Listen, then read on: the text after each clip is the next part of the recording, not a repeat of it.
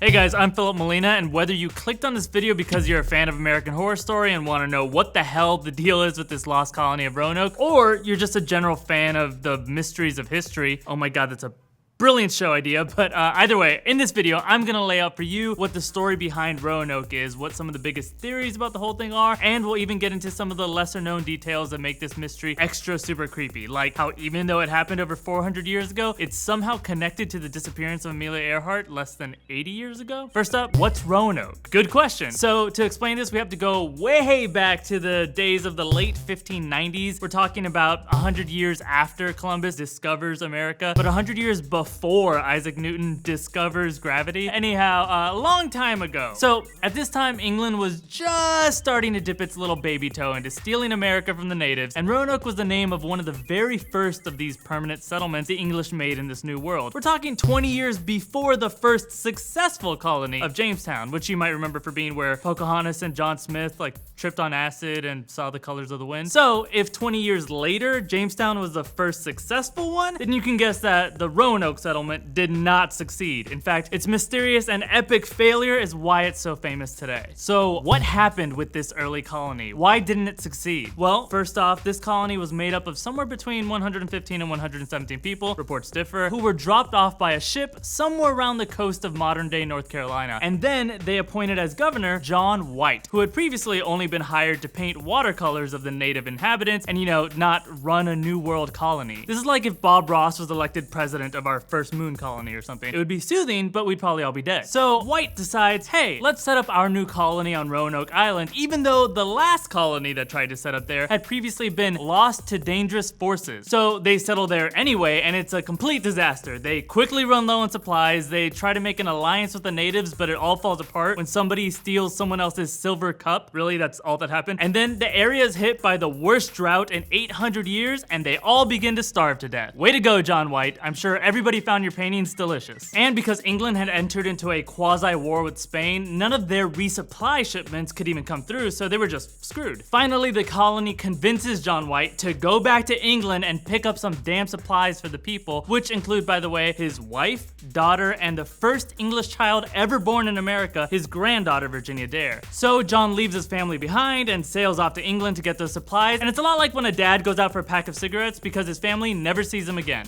But actually, it's not totally his fault. It took him 3 freaking years to get back there, and it's because England, caught up in that Anglo-Spanish War, didn't want to spare any of their ships and risk losing them on the way back to America. So 3 years later, he finally returns, and the entire colony is gone, vanished. And here's the thing, remember when I said earlier that the previous colony had been lost to dangerous forces? Actually, it had also totally vanished, except for, wait for it, 1 single skeleton. So again, real nice job in picking your new neighborhood, Mr. White. I guess you only had the entirety of the eastern seaboard to choose from, but yeah, go ahead and try to repopulate New Skelletown, USA. It's an island full of haunted beaches and pilgrimy murder stink. Anyway, back to Roanoke Colony, take 2. John White not only doesn't find any of his people or their remains, but the settlement itself, the cottages, those are all gone too. The only thing John White did find, carved into a wooden post, the word Croatoan. That's it. Spooky, right? So let's talk about the theories regarding what happened to all those people somewhere in that span of 3 years. First up, Croatoan may sound like a nonsense word or like a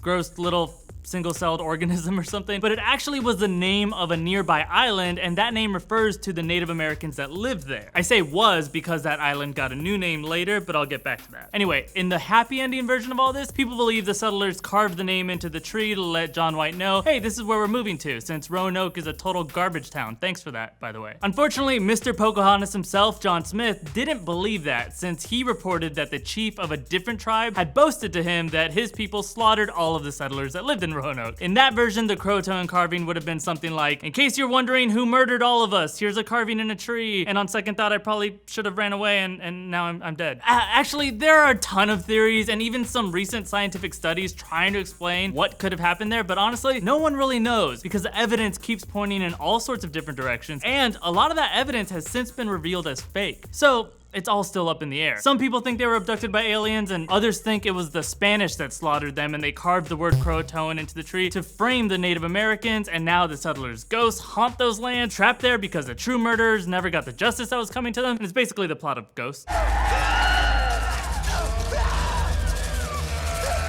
But here's the thing I was mentioning at the beginning of this video. Whether or not the Roanoke mystery itself is ever solved, that word Croatoan has been connected to a number of other mysteries much more recent than the Lost Colony of Roanoke. In 1888, the famous outlaw and robber of stagecoaches, Black Bart, was temporarily released from prison, and then suddenly he vanished without a trace. When they examined his prison cell, scratched on the wall was the word Croatoan. In 1913, the famous American short story writer Ambrose Bierce, who himself wrote all kinds of scary horror tales, he suddenly vanished, and strangely, the last bed he slept in, carved into the bedpost, Croatoan. Then in 1921, the Carroll A. Deering commercial ship crashed into Cape Hatteras, but with nobody on board. It was a freaking ghost ship. Cue cheesy ghost ship poster. And when the ship was investigated, not only did they see that the crew had been preparing for a meal that was left undisturbed in the galley, but in the captain's logbook on the very last page was written Croatoan. And one more thing, Cape Hatteras on Hatteras Island, where that ship emptily crashed, that's the newer name of the island that I mentioned earlier from the Roanoke story. That's the original Croatoan Island, a name that no one had called it for hundreds of years before that crash. And if you think that's as deep as the mystery goes, nope. The Carroll A. Deering, many believe that whatever happened to its crew happened as it was sailing through the Devil's Triangle, or the mysterious area of the ocean you probably know as the Bermuda Triangle. And why is that area of the ocean famous for its mysteries? Well, all sorts of ships and planes have gone missing as they pass through there, and if you're thinking, hey, I know that place, that's where Amelia Earhart and her entire plane disappeared. Actually, no, it's not. She disappeared over the Pacific Ocean, but when examining her diary for clues about what happened to her, randomly scribbled on one of the pages, Croatoan. Crazy, right? So some of those things have never been confirmed, and some have probably been grossly exaggerated, but actually, what the hell, I'm gonna give you one more little spooky link. Supposedly that oh-so-creepy poet Edgar Allan Poe, as he was being brought to his deathbed, he was deliriously muttering the word Croatoan. Now, finally, what does this all have to do with American Horror Story? Well, way back in season 1, Sarah Paulson's medium character, Billy Dean, tells the story of Roanoke, except in her version, the dead souls of the colony stuck around to haunt and kill the natives that killed them, and then a village elder tries to banish all those souls, and of course he does it with a single powerful word. Croatoan. Anywho, it's looking like maybe that banishment didn't stick, and those spirits are around, and they hate interracial couples because they're from a different time or something. So that's it. The mystery of Roanoke may or may not have a supernatural explanation, but let me know down in the comments what you think happened to those poor lost souls, and beyond that, the word Croatoan has been linked to some mysterious stories itself. Let me know if you think that's just a coincidence, or is it because it's just the most fun word ever to say? And if you enjoyed this video, please share it with your friends. There's some fun history here to be learned. And by the way, if you like these kinds of stories, we can bring you more of them. You just gotta let us know if you want that. And subscribe to SourceFedNERD to keep up with all of our nerdy news and information and all the all-around weird stuff that we do here. I'm Filup Molina. Let's talk on Twitter @Fimo. And until next.